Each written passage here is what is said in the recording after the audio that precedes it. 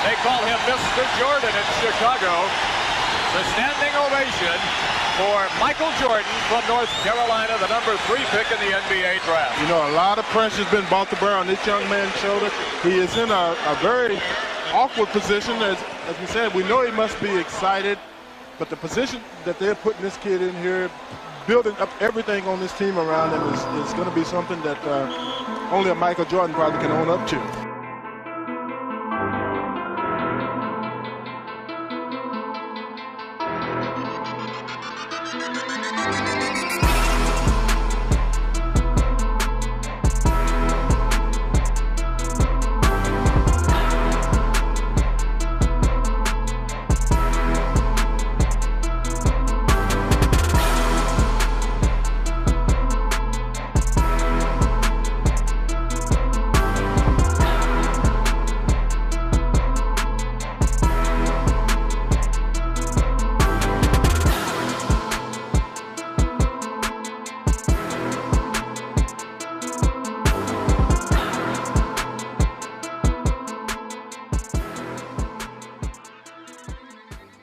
Thank you, Dick. Michael just got a nice round of applause here. The question is, can one man beat the Lakers, or do you need a more diversified attack today? Well, we're playing the Boston Celtics, Pat, but I think it's going to be more of a 5-man game, and we really have to play a complete basketball game. I don't think one man can beat the Boston Celtics. It's hard to imagine that 6 weeks ago you were sitting on the bench.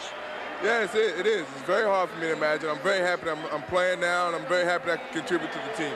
All right, thank you. Good luck today. You don't have to remind me again that you are playing the Boston Celtics.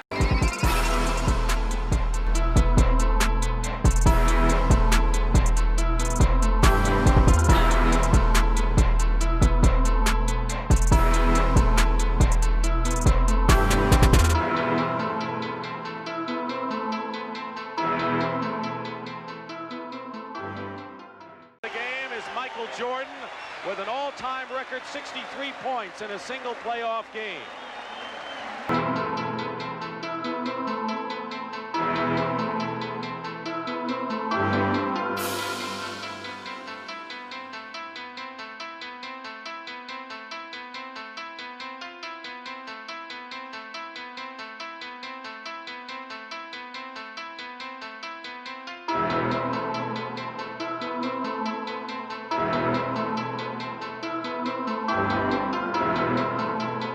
Last year, Jordan became the first man ever to have over 200 steals and 100 block shots.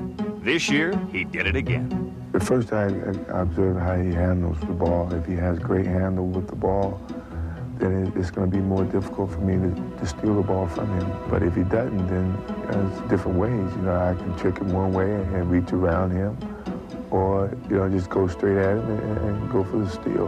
But if he handles the ball very well, you almost have to sneak up on him. Jordan's style resembles a free safety, roaming the court and picking the toughest assignment regardless of size or height. Right now, I'm still getting most of the recognition on the offensive end because I'm averaging 34 points, but the defensive end is where I really want some recognition because it takes a little bit off of that all offense and, you know, averaging 37 points or whatever, leading the league in scoring.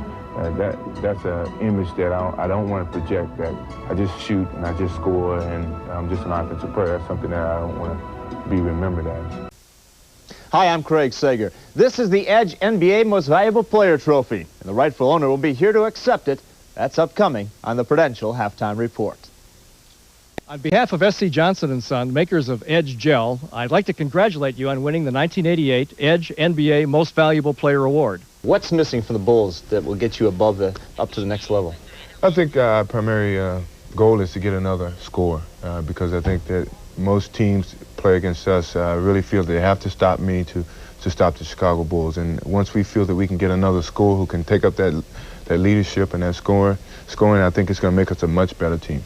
You've been the NBA scoring champion the last 2 years. You wouldn't mind relinquishing some of that role? No, I wouldn't mind. If we're going to get more wins and accomplish more feats as a team, I think all the individual accolades that I've captured at this time, I can render some of the things for some of those accolades for other players.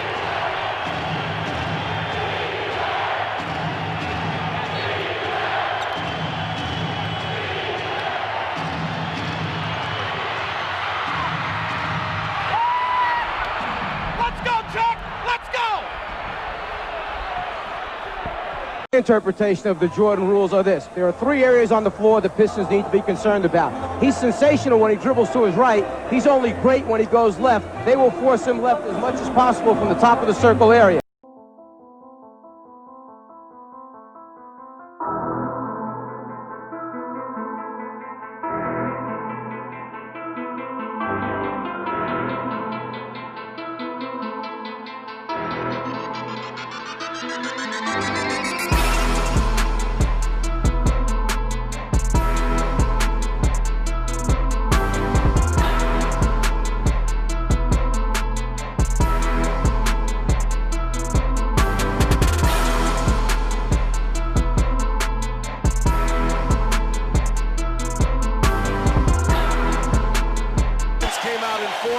And they went as far as they could go, but midnight has struck for the Bulls.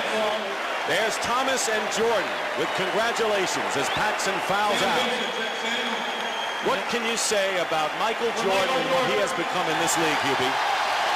It's just nice what the building is doing right now. Total appreciation of a great superstar, what he has meant not only to the franchise but to the city.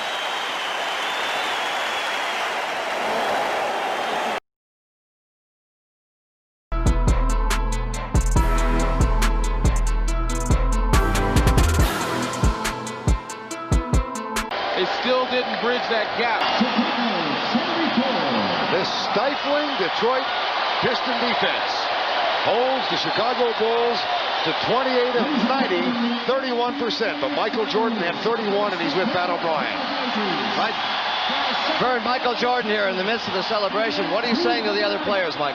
All you can do is wish them good luck. I mean, we fought hard. They were the better team. We went to a 7-game series.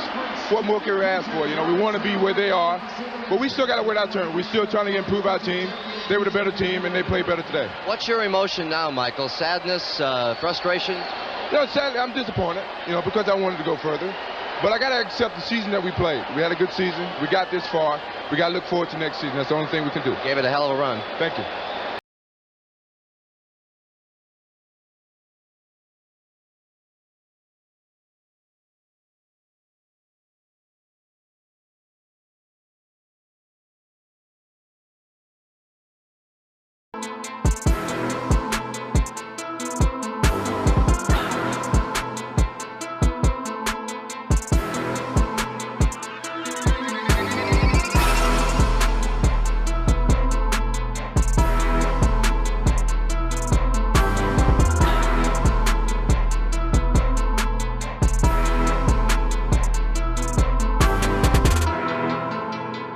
For the Bulls, but I think the greeting is for the Pistons as they are headed off as time runs down. Pistons wasting no time in getting out of here. Now timeout was called. They left the bench, although there's 7 and 9, 10 seconds remaining. The Pistons just left. That's a three-pointer. Let's go to Ahmad. All right, Michael, for the last 3 years, it has been Detroit that has gone on. Let me be the first to hand you this. And also, it had to be a bit of sweet revenge winning here. Well, I think you have to give the credit to Scottie Pippen, Horace Grant, my supporting cast. These guys played extremely well.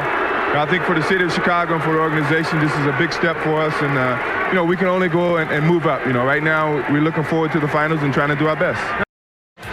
Hi, everybody. I'm Marv Albert along with Mike Fratello, and we welcome you to game number 1 of the best of 7. Now, only 12 times since Michael Jordan entered the NBA back in 1984 have he and Magic Johnson met in the same game. Johnson turned his head on Magic. Timeout taken, 6:36 remaining in this first quarter. Right up front, Paxson and Jordan at the guard. It is Byron Scott opening against Michael Jordan. Jordan able to blow when he matches up against Michael Jordan, which is understandable that Jordan has just disheartened him on so many occasions. Jordan battling for the rebound and fires again.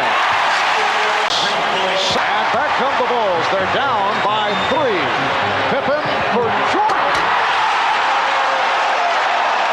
This Bulls team is they have a number of people who can lead the break, make the right decision, and then perhaps the best finisher in basketball, Michael Jordan. Checking it.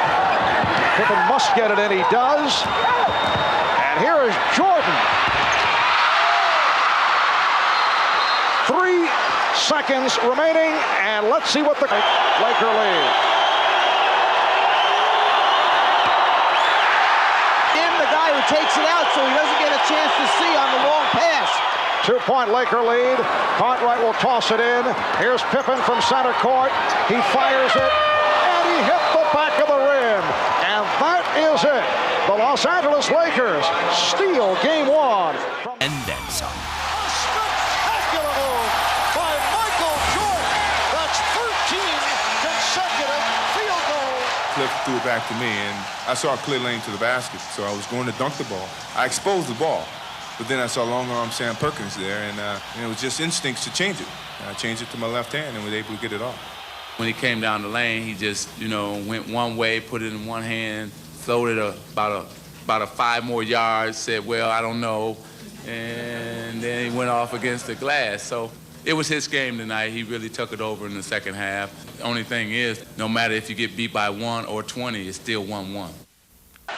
Right now, the Bulls electing to take the ball in the backcourt rather than advance it to half court, feeling they have a better chance of getting it into Jordan's hands there than they would if they tried to take it at the half-court line. And the Bulls do not have any timeouts remaining. Craig Hodges, the three-point specialist, has checked in.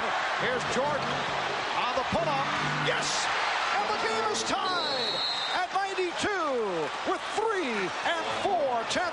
With the threat of the three-point shooters on the floor, you can't come and help quite as quickly on Michael. He gets Scott back into an area where he feels comfortable. After coming down, he almost seems once again to be bothered by the bad knees. Atmosphere around the Bulls. Everybody's very serious, very focused. On the bus ride from the hotel over to the Forum, everybody was quiet. They were all thinking about that championship that's oh so close at hand. I asked Jordan about winning it at home. He said, you know what, we want to win it whenever and wherever we can. We feel like we can win it tonight.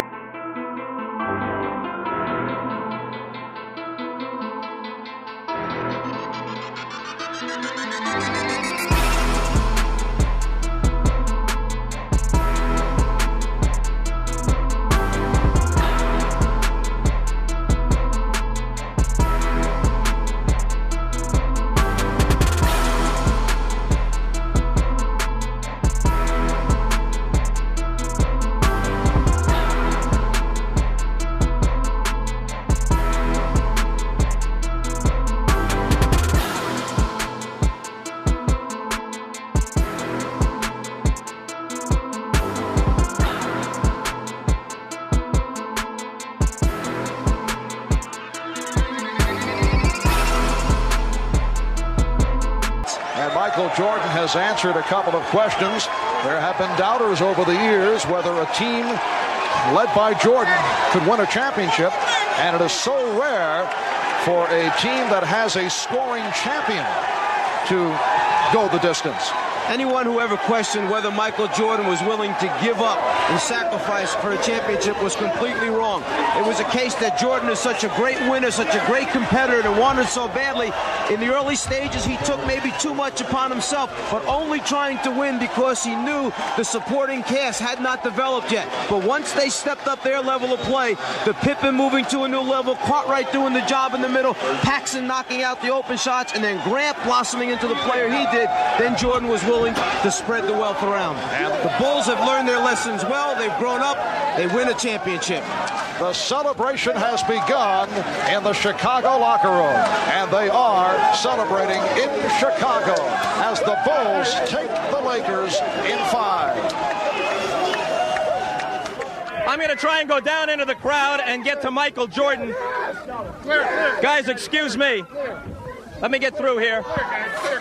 Michael Jordan is the unanimous MVP. He got all 11 votes. Here we are with Michael, surrounded by his mom and his dad and wife. Under the hat, that wasn't fair, but I'm covered with champagne. I can hardly see. Michael, what does it mean to you? It means so much. I mean, not just for me, but for the team and for the whole city.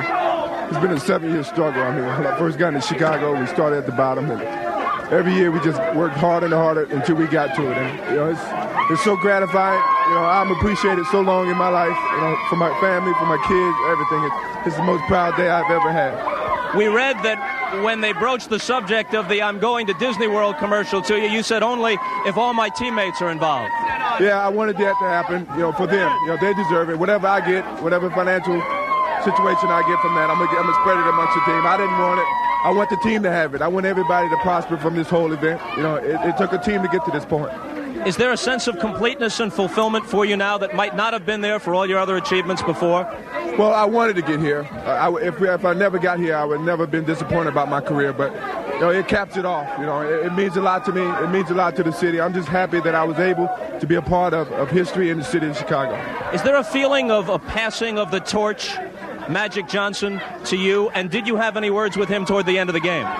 Well, I know we expressed our love for each other and the love of competition. He thanked me. He certainly was very glad for me. But passing the torch, the NBA's got so many players that represents them, and I'm just happy to be a part of it. And I think besides myself, David Robinson, Charles Barkley, all these other guys, is going to carry the label of the NBA from now on, and I'm just glad I'm a part of it.